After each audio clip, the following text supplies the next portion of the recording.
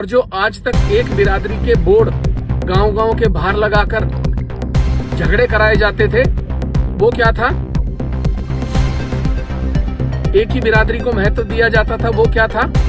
एक बिरादरी से बाकी बिरादरियों को पिटवाया जाता था, चितवाया जाता था, वो क्या था? हर गांव के बाहर बोर्ड लगा दिए गए थे एक ही बिरादरी के, ईस्ट के, उनके महाराज के। तब क्या था? तब जातिगत राजनीति नहीं थी, तब तुम बिलों में घुसे हुए थे। हाँ, क्योंकि तब तुम दलाली करते थे, तब उस समय तुम तत्कालीन विधायक की दलाली करते थे।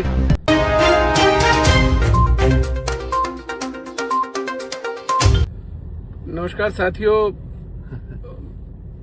उम्मीद है आप सभी जो हैं ठीक होंगे, अच्छे होंगे। मैं देख रहा हूँ सोशल मीडिया पर कुछ लोग जो हैं आजकल बड़े पढ़े लिखे पत्रकार बन रहे हैं अपने आप को, और उनका कहना है कि मैं जातिवाद फैलाता हूं। अगर मैं जातिवाद फैलाता होता तो सबसे पहले भगवान संत शिरोमणि रविदास जी की मूर्ति रविदास घाट पर स्थापित नहीं करता। उनके श्री चरणों में नमन करके, उनके समाज को नमन करके, उस ऐतिहासिक कार्य को अपने साथियों के साथ, जो लोग समाज के थे, जिन्होंने सहयोग किया, और वो मूर्ति वहां स्थापित हुई और एक ऐतिहासिक स्थान बन गई। उसके बाद महाराजा भगीरथ जी की मूर्ति लक्सर में, जो कभी 20 साल में किसी विधायक द्वारा स्थापित नहीं की गई थी। आज कोई कुछ कहता रहे, कोई कुछ बोले, बहुत सारी बातें हैं, लोग कहेंगे ये हो गया, वो हो गया, राजनीति कर रहे हैं, लेकिन भगवान महाराजा भगीरथ जी की आज तक कभी किसी ने एक नेम प्लेट भी लक्सर में लगाने का प्रयास नहीं किया था। उसके बाद भगवान महर्षि कश्यप जी के 3 मंदिरों का निर्माण कार्य, क्या पहले विधायक नहीं थे? क्या कश्यप समाज नहीं था क्षेत्र में? किस विधायक ने आज तक अपने निजी पैसों से भगवान महर्षि कश्यप जी के 3 मंदिरों का निर्माण कार्य कराया हो विशाल? एक आदमी बताइए।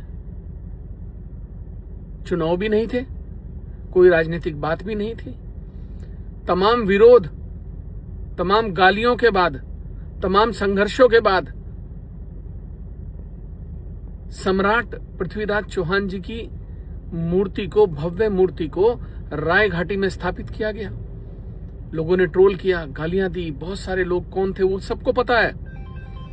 तो हम राजनीति करते हैं, क्षेत्रवाद करते हैं, जातिवाद करते हैं, और जो आज तक एक बिरादरी के बोर्ड गांव-गांव के बाहर लगाकर झगड़े कराए जाते थे, वो क्या था?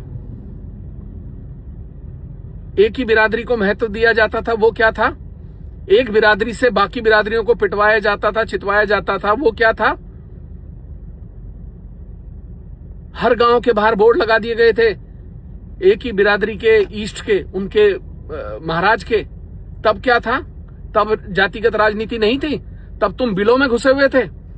हाँ, क्योंकि तब तुम दलाली करते थे, तब उस समय तुम तत्कालीन विधायक की दलाली करते थे, उसके तुम ठेकेदार थे, उसके तुम चप्पल जूते चाटते थे, इसलिए तुम्हारे पास बोलने के लिए कुछ था नहीं। आज तुम मुझे जातिगत राजनीति बता रहे हो, आज तुम मुझे जातीय तनाव बढ़ाने की बात करा रहे हो। क्या मैं तुम्हारे पूर्व विधायक के मुंह में घुस जाता हूं? मैं कहता हूं कि सड़क पे रोक के ट्रक वाले को पीटो, बस वाले को पीटो। मैं कहता हूं लोगों की मां बहनों के गैंगरेप, बलात्कार कराने की बात करो, 10-10 लड़के भेज के। मैं लोगों को पिटवाता हूं, सड़क पे चलतों को। मैं मगरमच्छ मरवाता हूं, मैं होटल पोलारिस पर गोली चलवाता हूं, मैं हरक सिंह रावत जी के घर पे गोली चलवाता हूं, मैं जंगलों में गोली चलवाता हूं। अरे किस मुंह से बोल रहे हो? हमेशा बिरादरी की राजनीति करके समाज का शोषण करने वाले आज बात कर रहे हैं बिरादरी की। मैं बोलना नहीं चाहता, मेरे पास बहुत कुछ है बोलने को, लेकिन क्या है ना कि कोई बात मुंह से ऐसी नहीं निकलनी चाहिए। हम लोग राजनीतिक पदों पर, सार्वजनिक पदों पर है, हमारे मुंह से निकली हुई बात बहुत दूर तक जाती है। जाति बिरादरी कौन कर रहा है? कौन जाति बिरादरी के लोग मुझे ट्रोल करने का प्रयास करते हैं? कौन जाति बिरादरी के लोग मेरे खिलाफ उल्टा सीधा गंदा लिखते हैं?